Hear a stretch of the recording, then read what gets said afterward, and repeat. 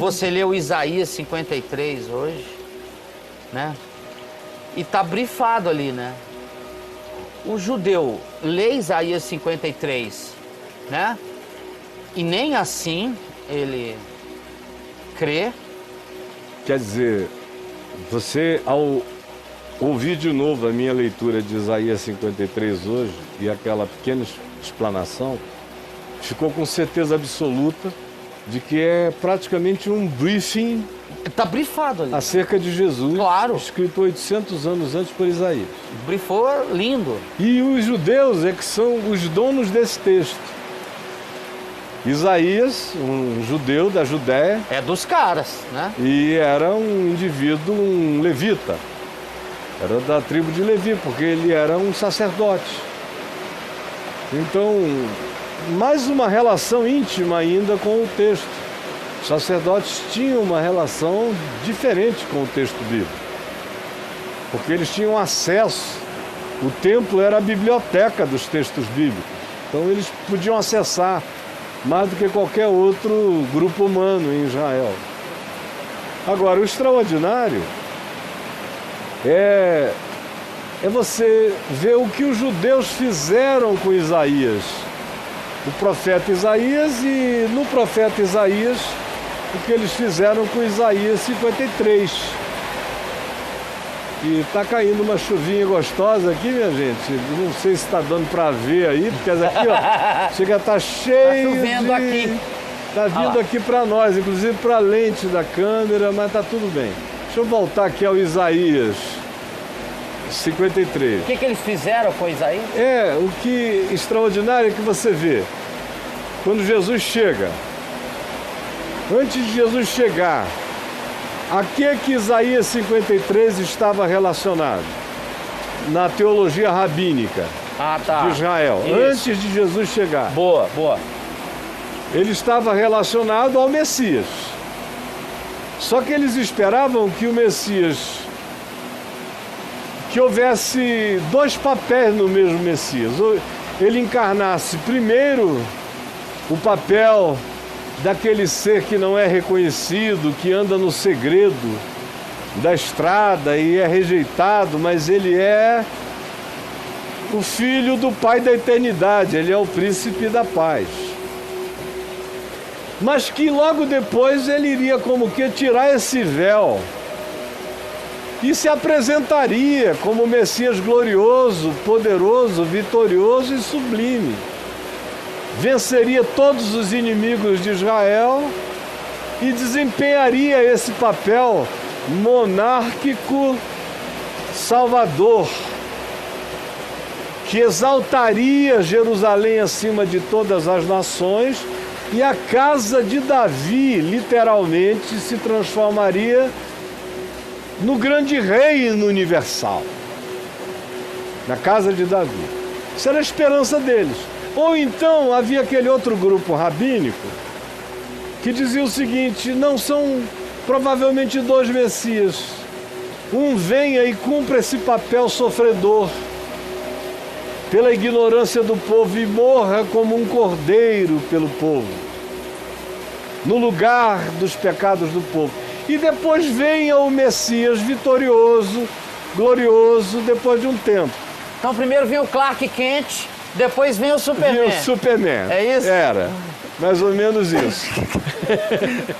Esse aqui, do 53, é o Clark. É, esse aqui é o Clark Ninguém percebe. ferrado. Ninguém percebe, é apenas um rapaz. Usando aquele óculos sem Passa ninguém... batido, fundo de E o pior garrafa. não é isso, é homeless, ferrado, ferido, Enrolado. violado, arrebentado, abandonado, Isso. desprezado e tudo mais.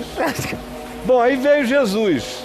Ah, Quando veio Jesus, você veja que várias pessoas se aproximaram dos pais de Jesus, de Maria e de José, porque aguardavam a redenção de Israel. Você lê isso lá no Evangelho de Lucas, quando se fala de Simão, o qual aguardava a redenção de Israel, a profetisa Ana, a qual aguardava a revelação de Israel. Havia aqueles que tinham recebido inspiração divina acerca do fato de que não veriam a morte antes de verem a manifestação da salvação de Israel. O Zacarias, sacerdote, pai de João Batista, escreve aquele salmo falando de Jesus como o sol nascente das alturas que vai nos visitar. E quando você vê Jesus entrar em atividade, qual é uma das primeiras menções que se faz? Depois da tentação, em Mateus 4, se diz que ele foi morar na Galileia para que se cumprisse o que fora dito por meio do profeta Isaías. Ó tu, aí vai lá, cita terra de Zebulon, terra de Naftali, caminho do mar, para além do Jordão, Galiléia dos gentios. O povo que andava em trevas viu grande luz, e aos que viviam na região da sombra da morte, resplandeceu-lhes a luz. Aí vem e tal. E ele foi morar em Cafarnaum para se cumprir aquela profecia. Aí lá mesmo em Cafarnaum se diz que ele começou a curar a todos, para se cumprir o que fora dito pelo profeta Isaías. Ele levou sobre si as nossas dores e as nossas enfermidades. Aí vai de vez em quando outra resgatada de alguma profecia, especialmente de Isaías, se vai relacionando. Por exemplo, quando ele faz os seus milagres e fica dizendo: não divulguem para ninguém, não divulguem para ninguém, não me exponham à publicidade, como está dito lá em Mateus, no fim do capítulo 11. Não me exponham a nenhuma publicidade. Aí diz lá, para se cumprir o que disse o profeta Isaías, que ele não esmagaria a cana quebrada, não apagaria a torcida que fumega, não gritaria na praça, não chamaria atenção para si, não seria histriônico, nada disso, citando Isaías. E Isaías foi um problema enorme para os judeus quando Jesus chegou. Você vê que era um problema tão grande que lá em Atos 8 se diz que aquele tesoureiro do tesouro da Etiópia, o eunuco, tesoureiro da rainha de Candace, ministro da Economia, que ia adorar em Jerusalém com regularidade, por causa da história de Salomão com a rainha de Sabá, criou-se um vínculo entre os etíopes e os judeus indissolúvel, até os dias de hoje. E é uma viagem que eu estou preparando para fazer, inclusive, para levar um grupo à Etiópia, depois descer pelo Nilo contando a história inteira. Eita, rapaz! E depois ir até Eilat, subir do sul para o norte em Israel, contando a história inteira dos etíopes. Vai ser linda essa viagem. Imagino. Mas fecha parênteses. Vai. Então, Jesus cria esse problema e aquele tesoureiro da Etiópia, de Candace, em Atos 8, o eunuco, estava lendo o profeta Isaías, não era por recomendação de nenhum crente, não. Ele tinha de adorar no templo, como ele era um homem culto e de bens, era um ministro da economia da Etiópia, ele tinha acesso ao livro e sabia ler hebraico. Ele estava lendo justamente Isaías 53, quando o Espírito Santo mandou Filipe correr atrás daquela carruagem. Filipe correu igual um louco, emparelhou, aí viu o cara lendo o profeta Isaías e perguntou: compreendes o que vens lendo? Olha a conversa, rapaz. Aí o etíope disse: não, ele fala de si mesmo ou de algum outro. Olha a interpretação. O eunuco de Atos 8 disse: ele fala de si mesmo. Ele chegou a pensar que era uma autodescrição de Isaías, que Isaías era aquele servo sofredor no meio de uma sociedade que o abandonava, que o rejeitava, que não ouvia o que ele dizia. Ou seja, que Isaías tinha toda a razão para se sentir aquele servo sofredor. Só era meio exagerado, não é? É. Para ser Isaías, era um grande exagero. Era o Isaías gerado. Seria um Isaías gerado profundamente auto-vitimado.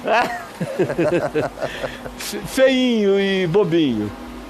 Mas ele chegou a pensar, pô, esse cara devia estar sofrendo muito com essa rejeição.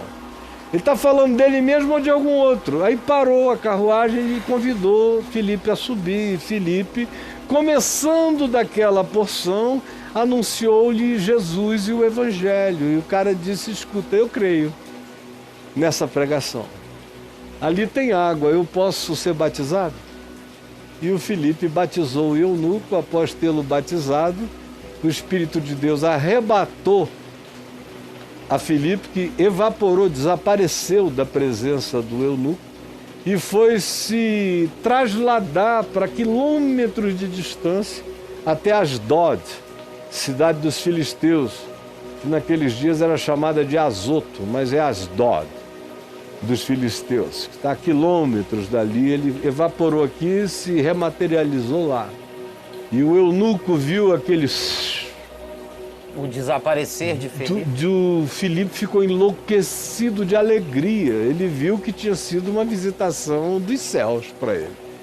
E foi em frente levando essa mensagem que perdurou na Etiópia até os dias de hoje. Mas foi Isaías 53. Aí você vê toda a teologia da justificação na cabeça de Paulo, por exemplo, evolui a partir de Isaías 53. E dos textos proféticos de convergência do sentido de todas as coisas e do pecado da humanidade para Cristo, em quem tudo subsiste e para quem todas as coisas convergem. Está no centro da interpretação de Paulo sobre Jesus em relação ao espaço-tempo, a história e a civilização humana. Você vê isso dito por João, que ele é o Salvador de todos os homens. E Paulo diz a Tito que ele é o Salvador de todos os homens, e não somente de todos os homens, do mundo inteiro, mas especialmente dos fiéis. João diz que ele é o advogado de todos nós, e não somente nós e de nós próprios, mas também do mundo inteiro. Tudo isso evoluiu daquela convergência que eles viram acontecer em Jesus. De repente, o entendimento deles se abriu. Aí se diz que Jesus, depois de ressuscitado de entre os mortos, ficou 40 dias aparecendo a eles, de maneira praticamente dioturna, ou com uma regularidade extraordinária. Comia e bebia com eles e lhes dava mandamentos através do Espírito Santo, ensinando-lhes o significado do reino de Deus. E aí, nessas conversas, é que tudo isso se aprofundou profundamente. Eles foram vendo a obviedade do anúncio inteiro da Escritura e como Jesus era a chave hermenêutica para compreender todas essas coisas. Porque Isaías sem Jesus continua solto. Tá lá. Tá lá. Aí, o que os judeus fazem hoje? Isso, vamos lá. Os judeus que não recebem a Cristo como a encarnação, por exemplo, de Isaías 53. Eles dizem que aquela fala de Israel, que o servo do Senhor é Israel. É o coletivo. E, por exemplo, todos os sofrimentos de Israel na história são os sofrimentos do servo do Senhor. Que Israel é o servo coletivo de Deus na terra. Eles só não conseguem explicar a diferenciação de que o servo do Senhor sofre tudo aquilo por Israel, pelo meu povo, pela transgressão do meu povo. Isaías, quando fala de meu povo, está falando de Israel. E o meu povo não viu, o povo não enxergou, o povo não quis, foi o povo que desprezou. Está ali, não era a humanidade. Só passa a ser a humanidade quando alguém, sabendo disso de verdade, rejeita de coração, obstinado. Do contrário, não era só o povo de Israel, para quem Isaías dirigia aquela mensagem.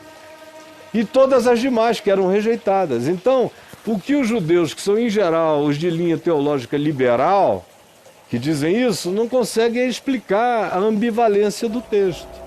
Como se o servo sofredor é o Israel coletivo, com os seus tormentos, com os seus holocaustos, que particularização é essa? E personalização é essa que o texto apresenta em relação ao servo sofredor, que é rejeitado pelo coletivo de Israel. De modo que cai numa contradição sem solução para eles. E por último, a maioria dos judeus que no curso da vida eu vi se converterem em Israel, não aqui, porque o judeu daqui é diferente, ele já está mais para Nossa Senhora do que para Pai Abraão, aqui do Brasil. Tá. Com exceção dos bem praticantes. A maioria está muito, carrega o DNA e se orgulha disso. E tá tudo bem? Mas não sabe de nada, a maioria são grandes ignorantes mesmo, né? Então, os que acham que sabem alguma coisa lá e que se interessam e tem esse conflito sobre quem é Jesus, porque quando os caras têm acesso mesmo, leem no Evangelho 2, os 4 Evangelhos, a maioria fica profundamente perturbada pela fascinação que Jesus exerce. E eles conhecem os religiosos deles mesmos, os conservadorismos, os ortodoxismos, as violências que a religiosidade fanática de Israel produziu, produzirá ainda. Eles conhecem.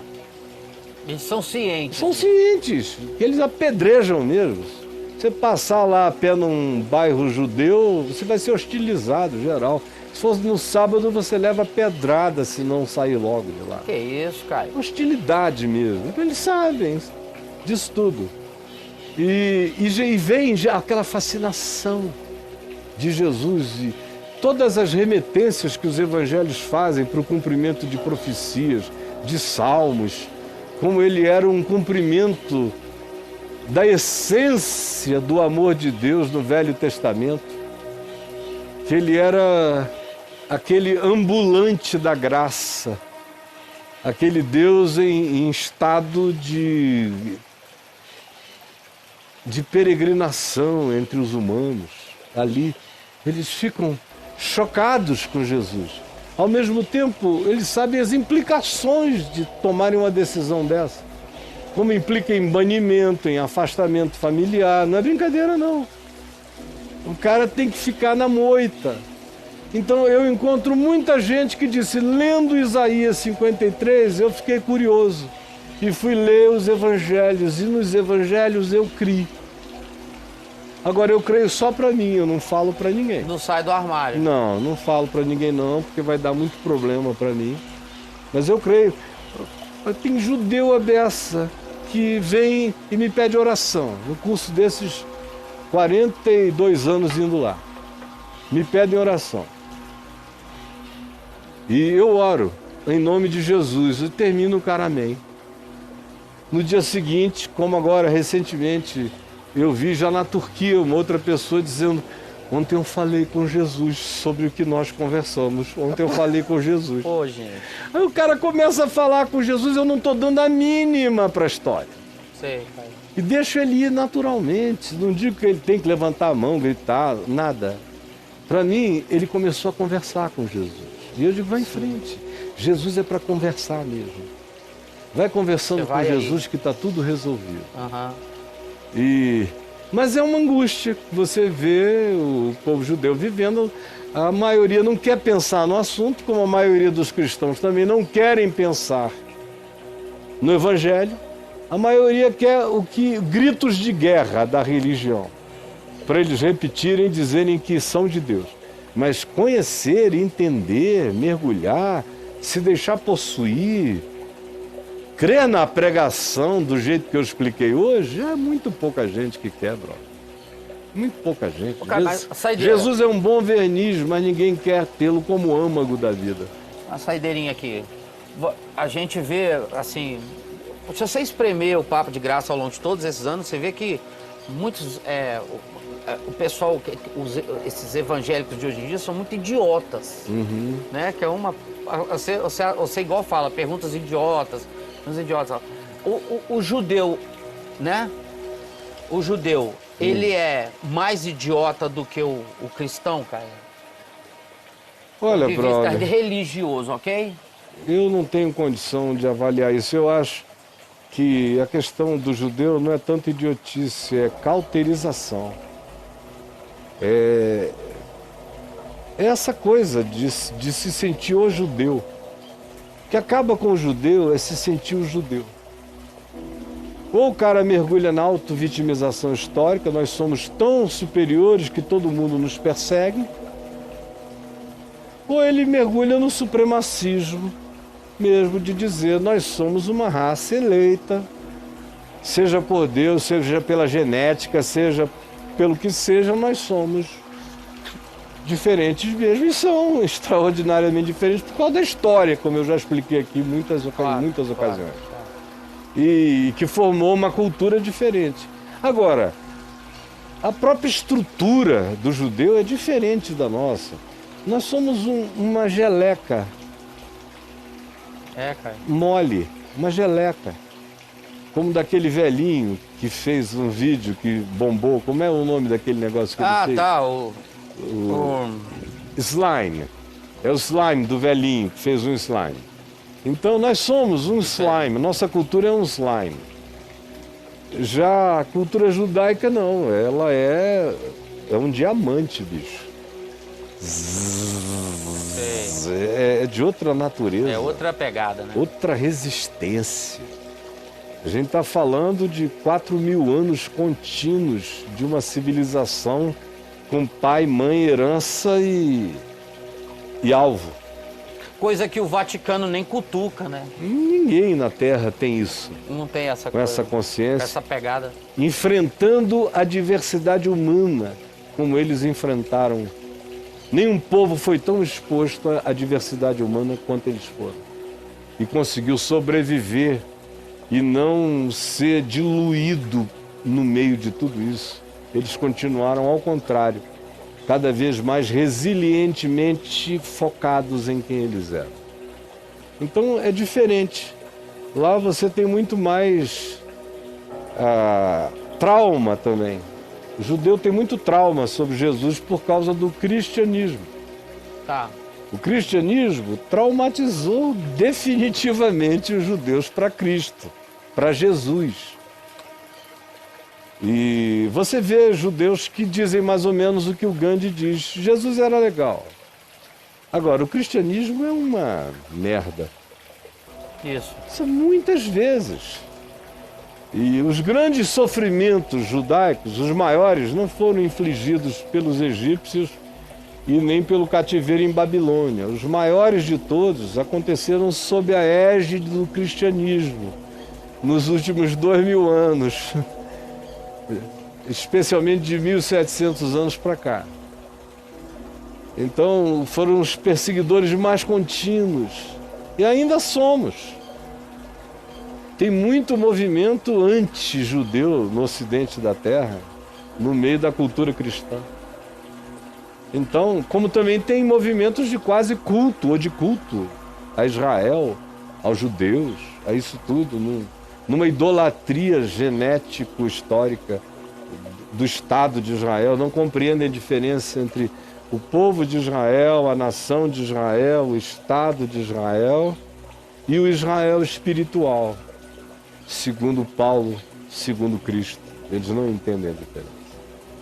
E aí fazem uma confusão danada. Mas eu estou falando agora dos cristãos. Né? Os judeus, é o que eu te disse, eles estão muito mais para dureza em razão do trauma, das experiências negativas, do que de idiotice, porque tudo que judeu não tem mesmo é idiotice como a nossa. Não é? Nós somos incultos, iletrados, analfabetos literários, preguiçosos, indolentes e confusos, sem método, sem paciência intelectual. Tá bagunçado demais. É demais. É um país todo desamarrado, todo solto. É um Frankenstein sem pontos. Não sei, cara. Desmembrado. Eu sou brasileiro, eu posso falar isso. Claro. E não sou candidato a nada, não estou julgando ninguém, não estou racializando, etnizando. Para mim isso é geral, eu vejo em todos os traços étnicos, culturais e raciais do país essa miscelânea de desleixo. Isso é Brasil. É extraordinário, é Zé Carioca rodando No 10. o guarda-chuva, né? Não era o guarda-chuva do Zé Carioca, não era um guarda-chuvinha? Sim. É aquilo ali, cantando, se chover a gente abre, se não chover a gente roda e canta, mas ninguém produz muita coisa.